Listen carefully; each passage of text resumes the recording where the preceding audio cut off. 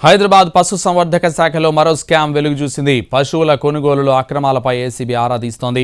పశువుల కొనుగోలులో 3 కోట్లు దారి మళ్లినట్లు గుర్తించింది. కాంట్రాక్టర్లు, అధికారులు నిధులను బినామీల ఖాతాల్లోకి నిధులు మళ్లించారని తేల్చారు. దీంతో పశువుల కొనుగోలు వివరాలు సేకరించింది ఏసీబీ. పశువుల కొనుగోలు కోసం 8 కోట్ల 5 లక్షలు విడుదల చేసింది గత ప్రభుత్వం. పశువులు అమ్మిన పుంగనూరు రైతులకు 4 కోట్లు చెల్లింపులు జరిపారు. రైతులు నిలదీయడంతో మరో 1.5 కోట్లు చెల్లించారు. మిగిలిన 3 కోట్లను బినామీ ఖాతాలకు మళ్లించినట్లు గుర్తించింది ఏసీబీ. అయితే తమకు ఇంకా 3 కోట్లు రావాలని చెబుతున్నారు పుంగనూరు రైతులు.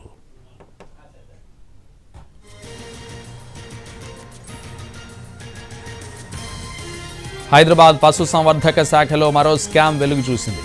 పశువుల కొనుగోలులో అక్రమాలపై ఏసీబీ ఆరా తీస్తోంది. పశువుల కొనుగోలులో 3 కోట్లు దారి మళ్లినట్లు గుర్తించారు. కాంట్రాక్టర్లు, అధికారులు నిధులను బినామీల ఖాతాల్లోకి నిధులు మళ్లించారని తేల్చారు. దీంతో పశువుల కొనుగోలు వివరాలు సేకరించింది ఏసీబీ. పశువుల కొనుగోలు కోసం 8 కోట్ల 5 లక్షలు విడుదల చేసింది గత ప్రభుత్వం.